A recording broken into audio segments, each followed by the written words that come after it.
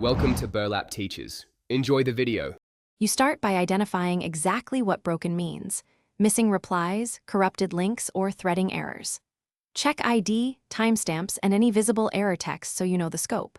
Once you have logs and moderator or admin access, make a quick backup of the current state. This prevents data loss while you act. Make sure to note which users and posts are affected, because that informs whether you restore, reconstruct, or relink content. You now attempt the concrete fix. Relink child posts to the correct parent ID or reinstate missing references from a backup.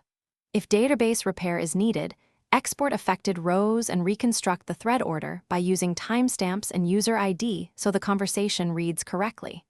Once done, apply changes in a staging environment and run simple read-through tests. This prevents cascading errors. If automated scripts fail, manually edit a small sample to confirm the method. You finish by validating the thread. Click Replies, check display order, and confirm notifications were sent.